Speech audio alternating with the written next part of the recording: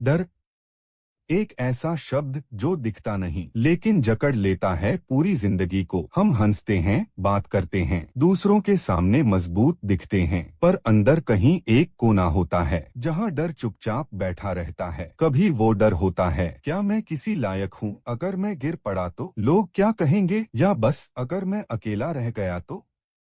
ये डर हमारे फैसलों को रोकता है, हमारी उड़ान को छोटा करता है और धीरे धीरे हमें हमसे ही दूर कर देता है। लेकिन बुद्ध ने कहा था, डर को मारो मत, उसे समझो, क्योंकि डर के पीछे ही तुम्हारी आजादी छुपी है। आज मैं आपको सुनाने जा रहा हूँ एक ऐसी कहानी जहाँ एक इंसान डर के कारण हर रोज मर रहा था और कैसे बुद्ध ने उसकी आंखों के सामने उस डर को ही साहस में बदल दिया। ये सिर्फ कहानी नहीं है, ये एक ऐसी आग है जो आपके भीतर का डर जला सकती है। अगर आप भी डर से जूझ रहे हैं तो ये वीडियो आपके लिए है। तो चलिए चलते हैं उस मोड़ पर जहां डर से लड़ना नहीं, उसे समझना सीखते हैं। बुद्ध के साथ अब प्रस्तुत है उस एक व्यक्ति की गहरी, भावनात्मक और पूरी तरह बुद्ध पर आधारित एक कहानी जो डर से जूझता था और कैसे बुद्ध की एक झलक ने उसका जीवन बदल दिया। बहुत समय पहले की बात है, एक छोटा सा गांव था, शांति से भरा हुआ।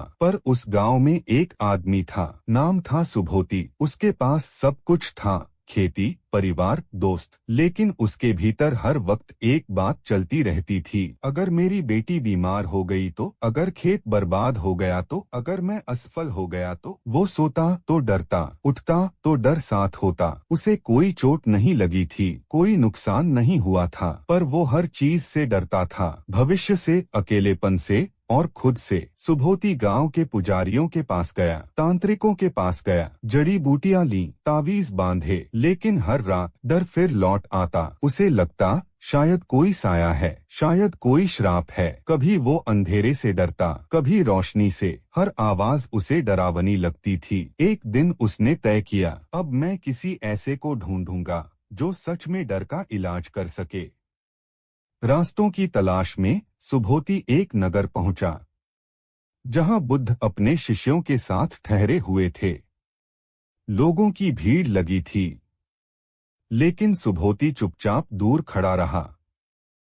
शाम को जब सभा समाप्त हुई, वो धीरे धीरे चलकर बुद्ध के पास गया। बुद्ध ने उसे देखा, ना कोई सवाल किया, ना कोई परिचय पूछा, सिर्फ मुस्कराए और बोले, तुम बहुत थके हुए लगते हो। सुभोती की आंखें भर आईं। उसने कहा, भगवान, मैं हर वक्त डरता हूँ और मैं नहीं जानता क्यों। बस इतना जानता हूँ कि मैं जी नहीं पा रहा। बुद्ध शांत रहे, उन्होंने कोई समाधान नहीं दिया, बस कहा, कल सुबह सूरज उगने से पहले मेरे पास आना और अपने डर को अपने साथ लाना। सुभोती कुछ समझा नहीं, लेकिन रात भर नींद नहीं आई। वो सोचता रहा, कैसे ले जाऊं डर को, वो तो मेरे भीतर है। सुबह सुबह अंधेरे में सुभोती बुद्ध के पास पहुंचा।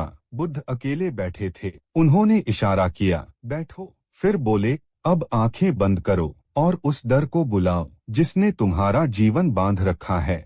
सुभोती ने धीरे से आंखें बंद की और अचानक वो डर सामने आ गया, बिल्कुल साफ, एक काली आकृति की तरह, जो कह रही थी, तू कमजोर है, तू अकेला है, तू हार जाएगा। बुद्ध बोले, उससे लड़ो मत, उससे बात करो, पूछो वो कब आया था। सुभोती ने डर से पूछा और धीरे धीरे डर जवाब देने लगा, मैं तब आया था जब तुझे किसी ने कहा तू किसी काम का नहीं, जब तुझे अकेले छोड़ दिया गया। सुभोती फूट फूट कर रोने लगा। बुद्ध ने कहा, अब देखो, डर सिर्फ एक छाया है, तुम्हारी अपनी कल्पना की, जो तुमने बनाया वो तुम ही मिटा सकते हो। उस दिन के बाद सुभोती का जीवन बदल गया। वो अब डर से भागता नहीं था, वो उससे बात करता था। जब भी डर आता, वो कहता, मैं तुझे जानता हूँ और अब तू मुझे नहीं रोक सकता। हम में से बहुत से लोग डर के साथ जीते हैं, लेकिन सच ये है, हम डर से नहीं, डर के पीछे छुपे अधूरे अनुभवों से डरते हैं।